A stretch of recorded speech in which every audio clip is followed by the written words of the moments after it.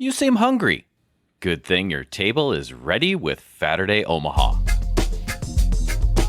Saturday Omaha. Eat this. This is Dave Zorgo on another episode of Saturday Omaha. And on this episode, we are bringing food to you because on Saturday Omaha, we connect with food. We connect you with food. We use food as a vehicle to connect with people. And I have my wonderful and longtime, almost 5 years worth, four plus years co-host sitting with me, TJ. TJ, how you doing, man? Dave, I'm doing well because Excellent. we just made a little trip in a stone's throw Yes. from where we are currently recording in True. the secret Saturday bunker. Yes.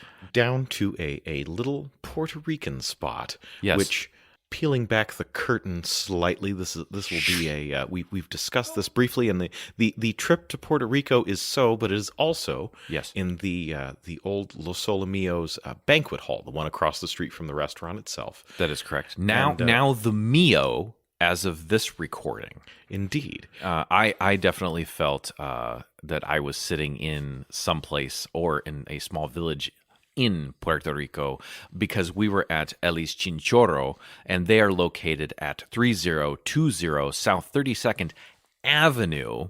And with that, let's talk about space and atmosphere. Let's do that. Yeah. Again, glad to see something really good going in here and something utilizing this space. You walk in the front door, and there is kind of a leafy ensconced wall area there, but there is a little bit of It's a theater. heavily ivied Yes. foyer. Ooh, a foliaged foyer. Foliaged foyer. Excellent. But what I like about it is there's a little bit of theater lead in because you open the door and the foyer isn't a very wide area, maybe 6 feet wide or whatever it is. But you turn the corner and go into the restaurant dining area proper, and it opens up into a Puerto Rican village. There are beautifully multicolored doors that are up around the upper areas of the dining area. That was a lot of areas and uppers, but that's what it is. There are doors up there. There are small mailboxes, which I think is just so cool, and some of them have names on them, and there's like a wrought iron fence that goes around the whole thing, and excellent foliage plants within.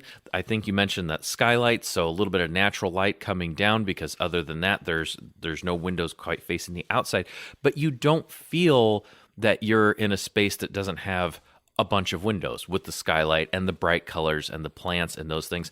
And you're stepping into a area that is ready and inviting, and just the impression that it makes just upon first seeing that and sitting down is wonderful. And I love it. Pretty much guarantee if you're there that you're going to meet Elie. She's the chef, and she will come out and talk to you, check on you, see if you got a smile on your face, let you know what's going on regarding the food, and just a great ambiance. But we've talked about that a lot, so we should probably talk about some food. Coming to the black tablecloth laden mesa was some garlic bread, which comes to the table and included with your meal. 4 slices, one for each diner in this case, of a perfectly toasted. There might be garlic powder on here, but I really kind of get more of a fresh garlic feel from this tiny baguette sliced, about half-inch slice or so toast, and it's a nice way to start the meal. TJ, between the two of us having 6 visits combined, your 3, my 3, would you like to start talking about any type of appetizer-y things? Because I definitely had a couple, as I believe you did as well, besides the garlic bread. I've had quite a few items here, and we'll definitely have to kind of summarize a little bit, and pick out some favorites. The empanadilla, Small empanadas. which I am seeing the online menu only has the shrimp. Now, I've had the beef now twice. Excellent. A ground beef contrivance, which those of you who've had empanadas, it's an empanada. It is a tasty fried meat pocket device. This particular variation being a standard taco size, would you say? Yeah, a half like a street moon, taco size. Was yours a little bigger? Probably a little bit bigger than that. Did yours have that nice bubbly fried outside? Yep, perfectly fried. And that Okay. was the next note is like I could handle the thing, and it's a fried meat pocket. I expect to get my hands greasy, and really didn't. Like No. it was Yeah. whatever temperature that oil is exactly Perfect. the right temperature. The only place where that thing starts to get messy is the tasty juices from the seasoned meat Yum. on the inside. It's an entirely different preparation. In my ladder match of foods, my food bracket, Ooh. I wonder this on this. and Caribbean Delights meat pies could do battle. It is, and if you've heard us talk about those, they are one of our favoriteest things in the whole widest of worlds. So saying that is a positive note for this. It's just a really good empanada fried meat pie thing. It's tasty and crisp on the outside and slightly tender. What else you got there, TJ? Do we just say it's a fried meat pocket and it's delicious? I mean, that's pretty good. I mean, with that, I could take it to another fried thing that was an appetizer-y thing that you and I both had today. Yes, let me volley that over to you. Okay.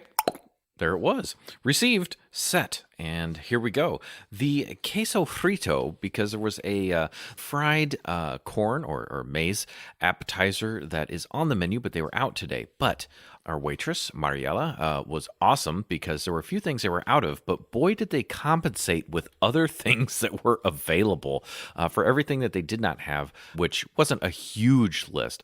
There was certainly a counterpoint for that, and they had everything covered, which is awesome. So in this case, it was fried cheese, but a different conveyance of fried cheese than I have seen before. It was in fact a rectangular cheese prism. A rectangular cheese prism, yes, very, very lightly coated in a batter or wash of some type. I don't know if there was a batter or if that's just what happens to the outside of the cheese when you fry it like that. Yeah, because there was no discernible pieces of panko or other breadcrumb or anything like that. Thinnest layer of slightly crisp golden brown goodness. Yes, but the cheese itself was a slightly dry. It wasn't a mozz because I asked what it was, and well, they weren't willing to give up their I was going to secrets. say we can't. It was certainly saltier and barest hint of nuttiness, which may have come from the frying or may have been in the cheese itself. Trending crumbly without being crumbly. There was a little I would not say that. It was almost a fresh mozz. It was just I don't even know if it was a higher protein content because it was probably a higher fat content than most mozzarella because there was really a richness to it that shouldn't be there. I think the higher protein content would have made it chewier, which it wasn't. No. It was a very, very soft, ever so slightly springy cheese on the inside. And again, it's close to fresh mozz, but has that definitely a little bit more saltiness and possibly more nuttiness. Again, could be from the frying. Interesting. I got less of a because fresh mozz, there's a lot of moisture in there for me. That's why I said, if you remember at the table, that I was like, it's almost like a paneer, but with more, I don't know. It's a lot softer than a paneer, but the flavor profile is, well, even then, it's slightly saltier than a paneer, too. Well, and see, where I was getting at crumbly was, and the cheese was not a crumbly cheese. It wasn't even kind of crumbly, and this is, you're talking crazy talk to me right now. I'm not, because when we were sitting there talking about it, I think we discussed that there was almost a little bit of, I don't know, air. It wasn't perfectly homogeneous the way through. I don't think crumbly. But there was something of a crumb for those of you who are into to pastry and bread and whatnot. How about a slight textural element in there where it was not a purely homogeneous texture throughout the rectangular cheese prism? But the important part is it was tasty. I think there were, 6 or 8 on the plate for the appetizer. I feel like 8. It was pretty generous. Yes, it was. If you're in the mood for a mozzarella stick, that type of enjoyment, but done so in a much more chefy manner, although one could make Milara's I would say, dang good, I would so, say, I would say a more refined manner in this case. There was something more subtle elegant about it. Yeah. I like the texture better than I would, I think, any mozzarella stick. However, it did not have cheese pull. It did not have cheese It did not pull. have that It is drier. stretchiness. Yes. I'm uncomfortable with that term dry or crumbly. I Okay. don't like that applied to this cheese, Dave. Okay. It was moist and tasty, although not as moist as mozzarella would have been. You said no cheese pull. Indeed. I think the moisture is more from the, let us say, richness of the cheese rather than water content as mozzarella would be. Okay, so I think paneer is probably about the closest that I'm going to get because it is not super stringy like a mozz, and it is also not dry like a parm. It is somewhere in the middle. I would agree. Yeah. Okay. I think the other thing is, you were kind of saying a little bit more refined. A lot of the dishes here are served on a plantain leaf, which is a great, just a cool delivery mechanism for this. And the other interesting part was the dip in the middle, TJ. The dip in the middle, there was a lot to take in, and our waitress was amazing at going over the. Oh, she did. Oh, I think man, some she's of great. it was supply, and some of it was new Demand. menu choices. Oh, yes. Because like Elie was talking about, normally they have the skirt steak. Is normally what they have for steak Right. dishes, And they were doing strip. They were doing New York strips, which we will get to that. Oh, in a we minute. will. But there were so many changes and things shuffled like that because I think love is the secret ingredient here. I'm just going to blow some of my summary real quick. So I think a lot of choices made on what would be interesting, what would be fun, what would make customers happy, or what is in her heart is what happens with Elie, I think. Yes. And I think that's what we were hearing a lot of the menu shuffle, and there was a lot of that. Yes. So taking all of that in with foods we are not familiar with, I got lost on what this sauce was. I think it was a guava sauce. I think so too, because that was one of the available Oh options. no, wait! but- It was a darker. That's right. It was more reddish because I was thinking there's something to it that makes me think a little bit of passion fruit, but passion fruit's a much lighter color. And this was an off-menu item that they had, right? So let's put it this way. The sauce was fruit forward, sweet, and topped with a slight dusting of powdered sugar. Just a hint. Just a hint, all for my fried cheese. Yes. So how fun. And without being over sweet. Correct. This was spoken to of us as Yes. an appetizer, Correct. offered to us as an appetizer. Yes. I realized that with that extra savory, tasty cheese, that it is a mostly savory item, Yes. but I think it could have easily been a dessert. I would have been happy with this Yeah. as a dessert, as buy much as I go back and forth on which it could have been dessert or appetizer, regardless.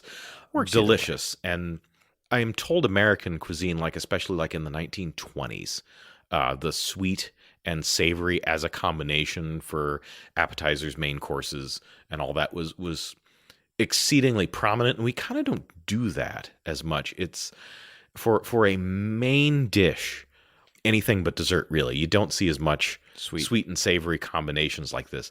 This is interesting, and it's not too much one or the other. No. It is both somehow robust and subtle. It's a little plate of happiness, and I'm going to use terms like that throughout here that are kind of cop-outs, but darn it, it was delicious. I was very happy with my whatever magic cheese this is. It's lovely. Magic cheese and magic fruit dip for my cheese.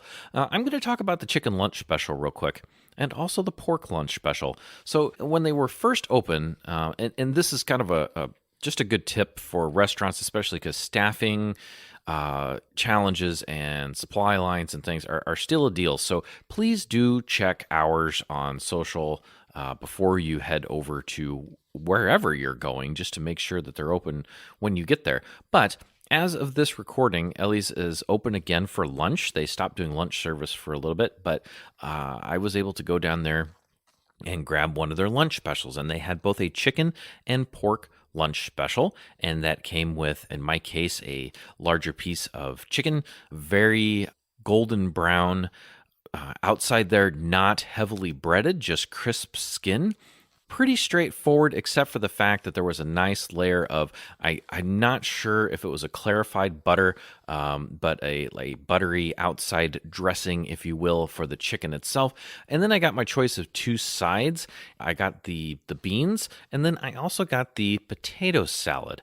I did, at this same venture, get a pork lunch special to go. And I will have to say, if you're going to get the lunch special, my personal preference would be the pork. I think that actually was the superior protein item for the lunch special here, of which I think runs like 10 or 12 bucks. It's pretty reasonably priced. This was really good potato salad. And Ellie actually came out and talked to me about it a little bit. I think there's the way she likes to prepare stuff, and she was talking to us a little bit at the table because we had an unexpected ceviche-like item that came to the table, and she's like, this may not be how it's prepared in XYZ location, but this is how I want to do it. So she's putting her personal stamp on here. But anyway, the potato salad is a larger cut size on the potatoes and has red pepper, and I believe there might be a little bit of onion in there, but there's also pieces of ham in there, and it's almost a meal in itself because you get the ham and the potato and everything, and it's a large scoop of potato salad. So if you are getting the lunch special or anything really, do consider that potato salad as an option. And just remember that those lunch specials are there. And, if you're in the mood for some chicken, you can go for the chicken. If you're waffling between the chicken and pork, I would head over to the pork as an item there. So just a quick run through on that lunch special arrangement. And I will send it over to my co-host TJ for yet another item. Dave, let's talk maybe a little bit of back and forth here about plantain preparations. Oh my goodness, and various there are types. many here. Yes, the plantain is prominently present at Elie's Chinchorro. There are so many ways you can have plantains here. And I don't know if I'd give up potatoes for them, but darn it, they're in the same kind of class of a starchy staple food. And there's so many ways they're done well here. They're definitely surprisingly hearty for something so very, sweet fruit banana related, but far more potato like. I feel more starchy. Filled by the various options here. They're robust. You're generally getting that very starchy, hearty, potatoey inside with a light crisp on it in some way, shape, or form. My initial foray here was the Is that the burandangas? Thank you, Dave. I was going to look that up, but it was. If you can imagine like the Fritos scoops, those little mini corn chip bowls. Little plantain cups is what these were. If you could scale them up so they have those kind of, plantain tart. Fluted side. Yeah. A small plantain tart. Plantain tart, yes. So it's kind of in that shape, and it's a little bowl that's usually coated with their buttery garlic sauce, a little bit of that in there, over the protein of your choice. My initial foray into this, I forget if I got the pork or the chicken there. I believe you got the pork because when I get think to my first dish that I had there, yes. I didn't order pork, but it was so savory. It might as well have been that type of unctuousness that is present with that. But please do carry on. So that is one preparation of plantain. Now, most of these plantain tend to come with a little bit of broth that I think is gently savory. It's hard to tell what exactly the base is. Could be a chicken broth, but not very chickeny. Mostly it's warm, it's savory, and it's definitely got a good hit of cumin in there. Very nice. You are meant to dip your various types of plantain or whatever else you like in this little clay pot type thing there. The other primary preparation available is the mofongo, the smashed plantain. Mofongo. I was going to say I love the presentation on the mofongo. There is one primary plantain preparation for mofongo, which is to come out in our waitress today actually gave it its proper name. Do you recall? Again, there was a lot of data to intake, and we should have been taking notes. And by the way, if our waitress had started juggling flaming chainsaws, I wouldn't have batted an eye. Mariella it would have not been very different from what she was already doing. She was great. But there was a lot of data to take in, so I am going to refer to it as a molcajete. It's a large wooden mug-like device tending towards the towards the mortar end of the mortar and pestle type, like a very very thick-bottomed wood stemware goblet kind of thing. Yeah, because this is more of a as teacher was saying, a taller, maybe 6 or 8 inch tall wooden goblet. And then there is a plantain leaf that is stuffed in the goblet. And on top of your goblet and plantain leaf is the mofongo. And that stuffed with, again, the protein of your choice. I think I've had, 3 variations. Oh my goodness. On this now. Because I've had... Snuck a little bit of your chicken, which you'll be talking Oh, about I will. shortly here. The second time out, I got the red snapper, the fillet, Ah, very tasty. and golly, if I close my eyes and concentrate as best I can, Yes. I can maybe taste some fish in there. But for the most part, it had all the good things about fish with none of the bad things about fish, Yeah. which is kind of indicative of red snapper anyway. But this was a particularly well prepared one, a good hearty meatiness with a little bit of that fish flakiness. Feels a little bit on the light side, white meat like chicken, without having the dryness that a white meat would tend to have. Moist, delicious, perfect texture on that. I am kind of not a seafood guy. You are very much not a seafood guy, though you are acquiring the taste over time, at least somewhat. I had pulpo today, You TJ, did indeed, and king crab, but and I we will also really definitely do like talk about sushi. that. Yes. Oh, yes, definitely. I like sushi. The milder end, which is actually kind of where I sit anyway. So I'm not prone to ordering fish, but the seafood menu is so prominent that I felt I should. And again, really good there. And then this time out, instead of skirt steak, as we've said, New York strip on all the things. Yes. So briefly more on the mofongo. Yes. A hand smashed Plantain. Yes, we have found that most places will tend to use a food processor or a blender or something to get a smoother effect. Elie likes that kind of more rough, very varied kind of smash that comes from properly hand smashing each nice and every one. Hand smash, and it's the same way that you get, a hand smashed guacamole for me is a little bit more enjoyable than something that has been blended to a literal pulp. This is on that line too. I like the texture here. It's different, it's interesting, and you very much feel like you are eating something. Oh yes, it's one of the few cases. I will say, being able to wolf it down, like I can take out some mashed potatoes like by the pound. Yeah. Generally a starch goes down real easy and I can eat a ton of it. This I enjoy, but I slow down a lot more because it feels like I am really eating food. Yeah. So a smaller portion is more easily satisfying. Yeah. It is a very hearty thing, and again with that hand smash, it's interesting because it varies as you go through it, and it's got just the hint of crisp on the outside because it is a fried point. but never ever greasy Right. Just type that of gentle, product. much like we were talking about the cheese. Well, the cheese is a fried thing, but where the cheese was just lightly crisp on the outside, the mofongo's the same way. It's even more of a gentle crisp than that. Crisp is even too strong of a word. It's just that gentle fry type structure on the outside. I don't even the thinnest of layers. Yeah, there you go. A thinner layer of less fluffiness on the outside, and it's good that way. I also had the plantain chips along with my sandwich, which we'll get to as well. But no, there are two notes that I wanted to hit on the mofongo before we get to your New York strip. And one of those things is, how did you feel about the garlic level in your mofongo? Because I like garlic, and I felt there was a sufficient amount of garlic in these plantains. I would say on the mofongo and just about everything else I've had, garlic has featured heavily. And for anyone who has a little bit of trepidation on a garlic heavy thing, What, they might not like the alum family, TJ? maybe not. Oh. But there is The alum family. there are enough things. I have come across this with people who don't like onions. They don't like the texture of onions, but if you take onions out of their food, they miss them horribly. This is a perfectly done preparation of garlic.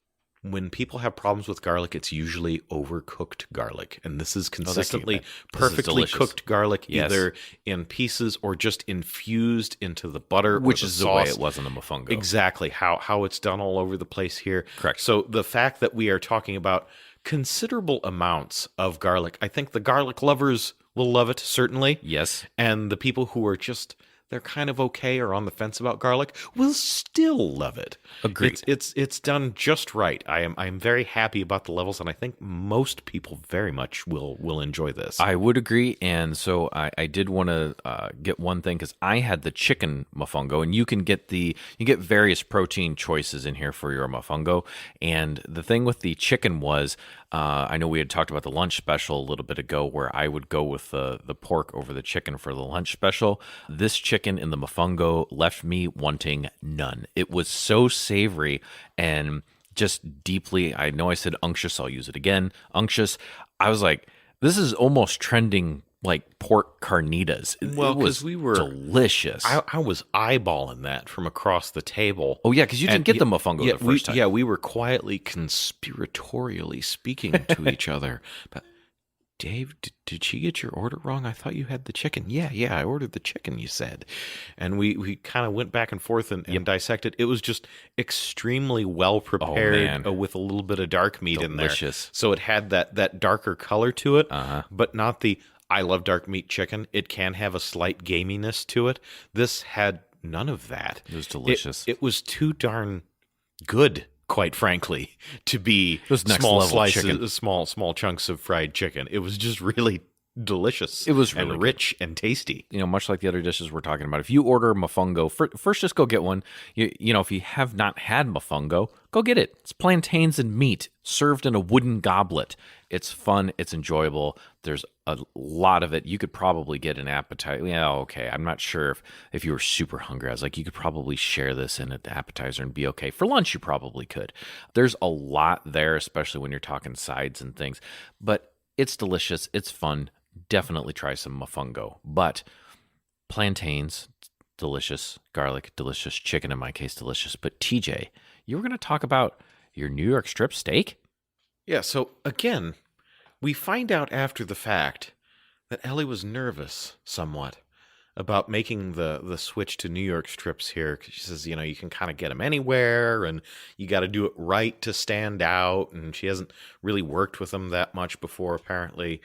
I would not have known that, because I don't know how much we've spoken of it on the show. I know we've said it a couple of times, but there is an involuntary slight holding aloft of a fork with hand placed on table while TJ closes his eyes for a moment to contemplate his existence vis-a-vis flavor. Yes. And that happened with the first bite of this. A possibly garlic, and that would have been hard to separate from the sauce, which we'll get to in a moment. But a possibly garlic, definitely salt, pepper, and I think butter on the outside. And one of the most perfectly medium rare New York strips. What did you cut it with, TJ? The thing we found out after was it was supposed to come with a steak knife, which did get forgotten. And if they were going to forget anything, Did you need a steak this was knife? the thing to forget, because I grabbed the butter knife and I thought, well, maybe it can be that tender, but I doubt it. I'm not going to be able to cut this with oh my goodness, I can cut this with a butter knife. Like easily. You could have cut it with a plantain butter chip. knife. Yeah. you could have thought about cutting it, and it would have yielded to your mental pressure. Just this perfectly butter tender, thin layer of well done, and then beautiful pink in the middle. We will social media post this on our Facebook and Instagram and whatever else Dave does with the magic of maintaining so many of our Saturday Day things. You like pictures of food? We got them. But yeah, you will be able to see how beautiful this steak was. I have not had a steak this good at several steakhouses in several years. It was really, it was good really enough that good. you offered a forkful over to Fatter Dad Tom there, and it's like, here, and I'm pretty sure he seconded your opinion, and he knows a thing or two about his steaks. Yeah, Fatter Dad is something of a steak connoisseur. He certainly enjoys himself one. Cooks a good one. Yes, he does. He'll eat almost any steak you put in front of him, but in terms of being impressed by it, yes, Yeah. he has some exacting standards there, and he too agreed. Which really, I would like to say that I was being generous to my dad and giving him a steak, but really, I wanted his expert opinion, and was glad that we were in agreement. So on top of this, on top of my perfectly cooked, really thick, It was. New That was York a strip good steak. That was inch and a half. It was a big one. But the price was commensurate with steaks about half that size that I've had a number of other places, and again, cooked better. On top of this, and I did not get the large meat mug for my mofongo on this one. mostly because it would be really awkward. The regular mofongos with the giant meat mug are The meat cubes. mug? Meat Oh, mug. jeez. The regular mofongos where it is served in, I know it's deserving of better, but saying meat mug is fun. This mofongo coming served without the goblet of savoriness. Wow, I want that goblet whatever so else bad. whatever else it may be. It was a dome of mofongo on the side because And was it instead just of the mofongo, like just smashed plantains, right? Because there wasn't Yes. like another steak in there or something. yes, Okay. a ball, a half ball, a dome of mofongo Dome on of the side. mofongo. Because perching a full inch thick New York strip steak Yeah. on top of a mug would have been a precarious feat at best. So slightly different preparation on this one. And this, I ordered it with the guava sauce, which I was told was much more savory than sweet. And the garlic sauce, as I have experienced it on several things, is more or less a garlic-infused butter with, I think, a couple other things in there, salt and the like, Sure. to get it there. But it's mostly garlic and butter. This was definitely a garlic featuring sauce, but a kind of white, thicker contrivance without the consistency of most white sauce. It was not a white, Wasn't creamy sauce. I know It butter was is almost- dairy, but not a milk or cream type sauce. Yeah, not again to make 30% of the audience hate me. Not the same mouthfeel. Oh, there it is again. If you have separated or clarified butter, the milk solids, that tangy, buttery goodness that you must separate so your butter does not burn, but darn it, it's delicious. Ghee. That sort of, well, yes, but it's not the ghee I'm talking about. It's the The other. It's the other half. It's the, I hesitate to say granular because It's there's so much butter around it. Yeah. It makes it not. But the salty, It's the- extra it's the flavorful milk fat, part. isn't it? I think. Well, I mean, it's the milk solids. Milk solids. Thank you. Yeah, I was going to Keep say me that, honest there. but the water and other flavor components of butter, the other 20%. This reminded me of that kind of in texture and almost in appearance. I doubted it being guava sauce because of the garlic component. However, because I have had the garlic sauce, this was the guava sauce. It's just really tasty and incredibly savory. I like the 3 sauce option thing. That's cool that you can pick what you want. Yeah, So, and the relative thickness of it, the way it coated over the mofongo, had a good and nappe. very, very robust. Yes, in fact, the more robust nature of this sauce. I'm gonna have to try the third sauce now, The spicy sauce. but it's kind of the perfect accompaniment. Like there's just enough of it. It has enough staying power as a sauce that normally I get about half, 3/4 of the way through my mofongo, and I'm pretty well done. Again, it is very well hearty, and I want something to go with it. We had enough food that I did leave a little bit of mofongo, but there was no other reason for it. This was a great accompaniment to that, and I had it on the mofongo and on the steak, which amazing accompaniment to the steak without overpowering it at all. It's still, I'm not even going to say steak forward. In each bite, kind of in equal measure, it's just the sauce and the garlic hit you on the front end, and then you had the steak. Nice. So it just kind of broke that up, so it wasn't a homogeneous whole. I got all the flavors of both. It's the best steak sauce to ever exist, including my delicious homemade pepper cream whiskey sauce. Ooh. And this topped with the steak with just a few slices of, I want to say gently cooked red onion on there. And one of the best steaks I've ever had, period. I have to talk about my sandwich, TJ. Oh, Dave, the sandwich is a show in and of itself. It kind of is. So this is the tripleta sandwich, and this came with plantain chips or your choice of papas fritas. I went with the plantain chips. But TJ, I seem to recall you giving me a little bit of grief because, you ordered a sandwich. I did. The sandwich is, despite being a tasty and inexpensive lunch option, the sandwich, in my view, and it almost always is true, is the cop-out food.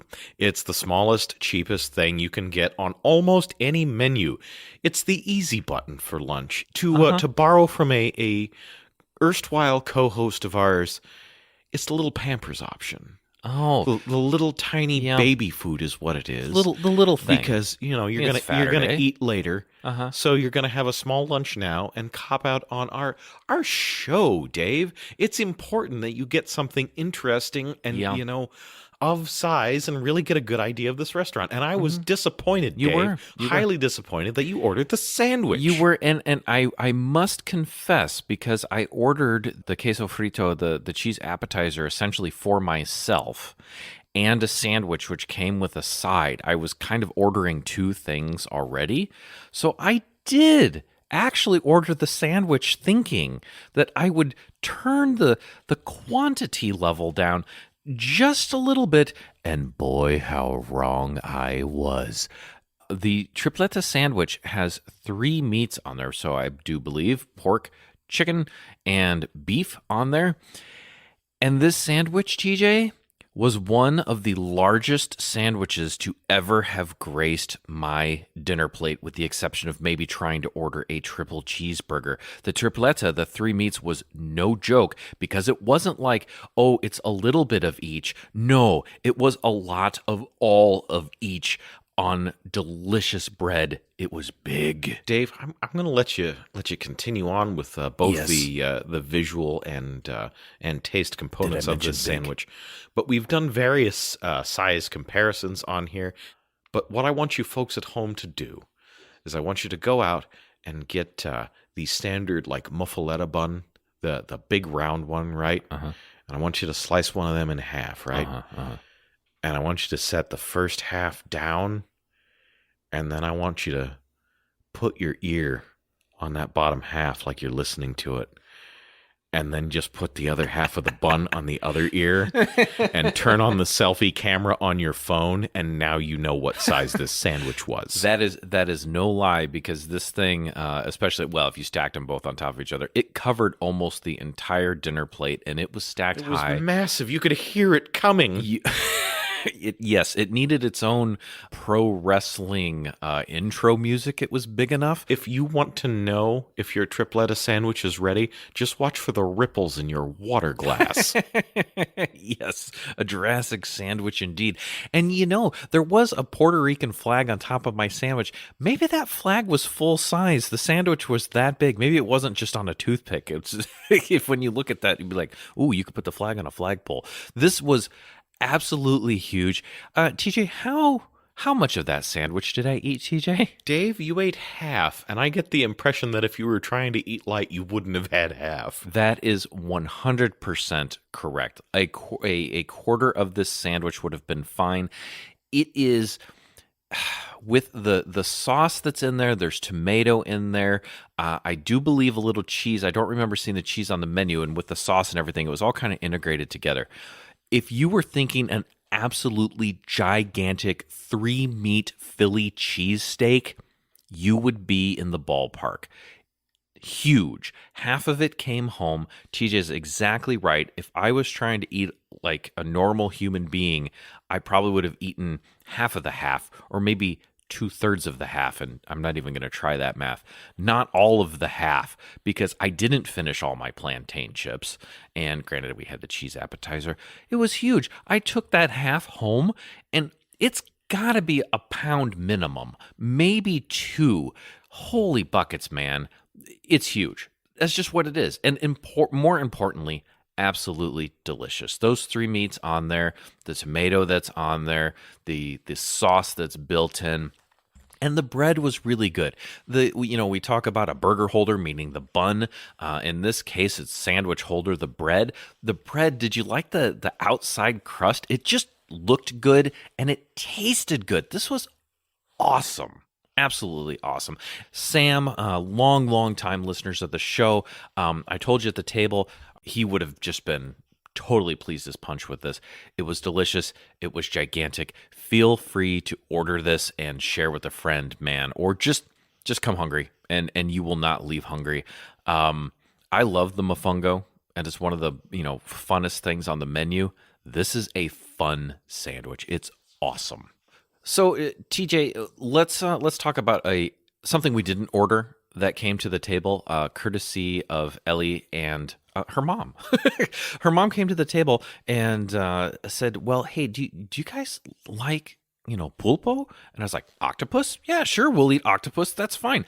And just to be clear, too, we did not come in and go, "Oh, this is Saturday." That never happens. When we go in and eat, this is us eating, just going in and ordering on a normal day because we would like to give you the same, or an example of the experience that you would have at this restaurant. So it's not like, and we're people that like food. That's the way we do it. We like to eat. So they offered to bring this to the table, and we got a king crab and octopus served in one of those buradangas, the little plantain cups, like a ceviche, because there were green olives and I do believe some pepper in there as well.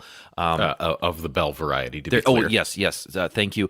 A slightly spicy sauce, not overly hot. And just a hint thereof. Yes, just a hint thereof. I think maybe more on the king crab on top, and nice diced pieces of pulpo, octopus, and this was really tasty. Again, definitely not usually a fish person, but I do like sushi. This is a little bit different, more like a ceviche, so a cold dish, but spicy and delicious, not overly fishy, super tasty, and just 100% fun and a welcome surprise actually to the end of our meal. But man, I couldn't even help finish it. I had a decent sized amount. I was so full from that sandwich though. Yeah, and the barest hint, as you mentioned, the fishiness, because it came to the table and I looked over at Fatter Dad, who it was sitting next to, and said, "Green olives in an octopus dish? Like I like both of these things, but yeah, not necessarily together." And then I actually tried it, and that's good. What little fishiness is there, which I think is mostly from the king crab, because octopus really has barely any, if any, of that. But the little bit of fishiness that was there between the salty, fruity goodness of the olives and that just hint of spicy sauce just removes all of that, and it's perfect and clean and savory. And I'm gonna again focus on the cleanliness and the texture. It's just I like perfect. that. A clean tasting dish. Just at once clean yet. I think with the spiciness, there's still some definite savory in there, but I think clean would be the profile. It's just pure. It's good. Texture on the octopus, by the way, perfect. Not rubbery or anything. It can sometimes get rubbery. This was lightly meaty, slightly firm, yielded very easily. I think the cut on it helped too. Very much so. Yeah, it's beautifully prepared, and correct. Yet again, with some commentary from Elie at the end, because she. There are negative comments from traditionalists on putting olives in there, but it's how she that's remembers. What she said, right? Right. That's how they made it in Puerto Rico, apparently. Yep, that's how she wanted with to the do olives, and she did it her way. And darn it surprised me, but it works so well. That was wonderful. I am so glad she kind of stuck to her culinary guns on that one. It's good. Absolutely. So that's kind of the layout of the dishes, but I know we wanted to kind of send a few items in the wrap up because we had just a heartwarming experience today, I suppose. And the interesting part is, talking to Elie, I think at almost every juncture here, there's some of that. But let's wrap it up here on Elie's Chinchorro here. And TJ, you had some stuff that you wanted to get out there, and we need to talk about what happened with your steak dish. So yeah, definitely. As we stated at the beginning, the stage is set, the decor, the music, the overall feel of the place. Puerto Rico. With the food, the social media pictures are pretty good. The menu pictures on the online menu are pretty good. The ones in house a little bit less so. But they are all. It looks like nice food in the pictures. The real life picture's way better. And that's the thing. There's always that. Oh, the food doesn't look like the picture. The food makes the picture look lousy. The food is beautiful. That's a good point. Very big old example of under promise, over deliver. Oh my gosh, massively. And my takeaway, especially after my second time here, because the first experience. Maybe it's a fluke. Maybe they were having a good day, or at that time they were less. They still could probably use some staff. I They think they've they said they're working pretty much hard, and like Ellie's doing a lot of front of house. She's occasionally, yes. waiting tables and stuff. When I was there, So they they're were they're short a stretched pretty thin. bartender, and she had to do it all and all those things. But So our yeah. first foray there, they were extra new, and working on that aspect of things. So I thought, well, maybe on this first one, maybe Ellie's coming out to kind of compensate and try and make the experience better. Well, we've been here 3 times now, and she greets everyone. Her mom comes out when she's there, and Yeah. she's greeting It's awesome. everyone and talking to you. And her people who seem to be becoming regulars, like she's asking people questions about their day and their family.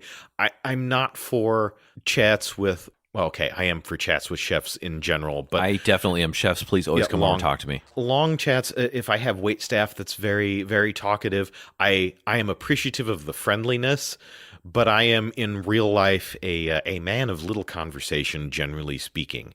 But it's a wonderful experience with her every time, and the food looks like the picture experience on the website. You will see a picture of Ellie herself, and it is a well taken shot. She is smiling beautifully, well made up, and almost has a little bit of light around her in this shot. Like, it's very well done.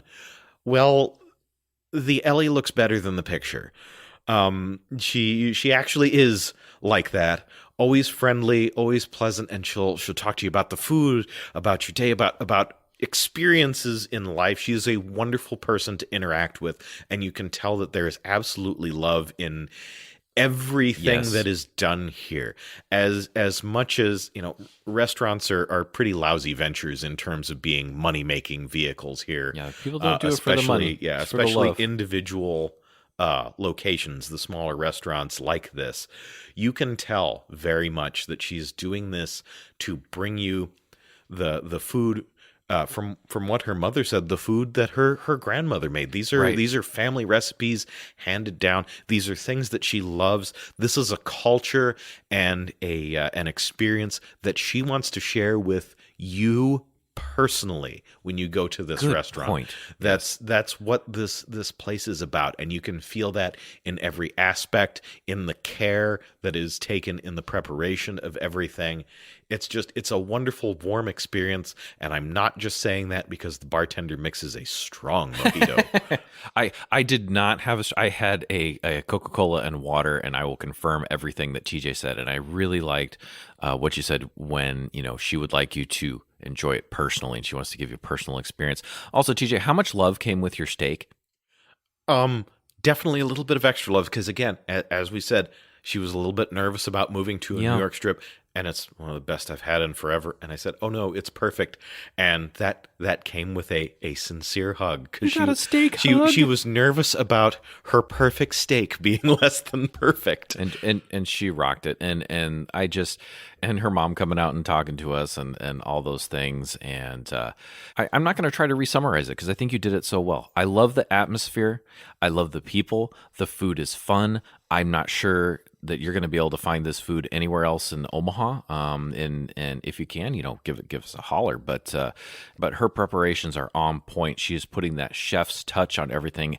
All the stuff we had today was expertly prepared. Elie comes out with a smile. She wants you to enjoy the food in her house, and we definitely did.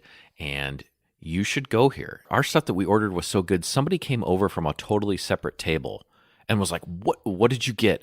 What did you get? Just asking us about stuff. And we actually sort of did the same thing, because when we sat down, there was this large, like, vertically plated pork chop that was, there's still things that we haven't even got to here yet. I think pork, but it looked like if someone stood up the biggest T-bone you've ever seen on Yeah. its side. Yeah. And it was some sort of magnificent, either fried or dry Just aged cool. thing. It's beautiful and impressive.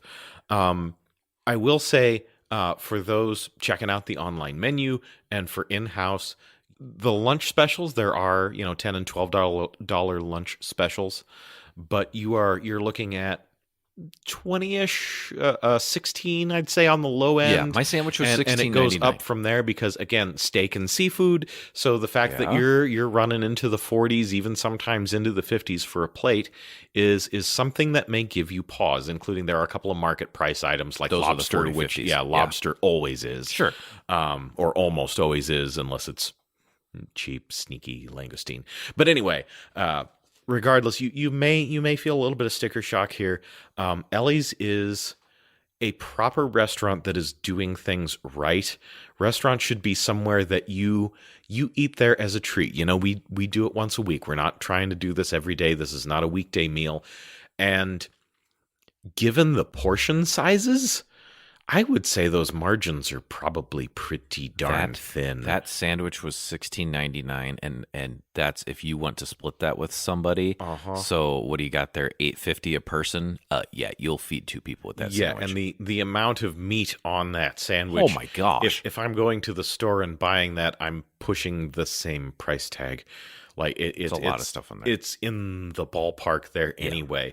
So your value for money is very good. And additionally, this is a restaurant proper where the experience is such a big part of it. You are going here to enjoy expertly prepared food in a wonderful and warm and unique, special atmosphere. Absolutely. This is worth every minute of your time, every penny, and it's a place of happiness. It has that warm and welcoming feel. I think we've given it to one other restaurant where it really feels, I'd say, better in this case than you're in a family kitchen. You have the warmth of the family kitchen. You have that feel. But the effort that has been put forth on presentation, both of the food and the restaurant itself, is a cut above. Absolutely, and I won't add too much else to your summary other than this restaurant, and especially the meal we had today, is really what the Saturday experience is. Like TJ said, we don't eat like this every day. This is a special meal, to bring you awesome foods of Omaha, but it really started as us getting together and sharing food. And this is the type of environment, experience, food that really just brings it up to the top. So just go out there, try Elie's Chinchorro. Say hi to Elie for Saturday and Dave and TJ, and just go enjoy it. You know, whether that's the pork lunch special, Mofongo, the steak that TJ got, or this amazing tripleta sandwich that I got. It's awesome. Check it out. So with that, I will say that I'm Dave. And I'm TJ. And we are Saturday Omaha. Thanks for connecting through food with us. And until we eat again, stay hungry. Bye-bye. Our show is recorded and produced by Saturday Omaha. You can find us on Instagram, Twitter, and Facebook, as well as email SaturdayOmaha@gmail.com. Thanks for listening, and stay hungry. Saturday Omaha. Eat this.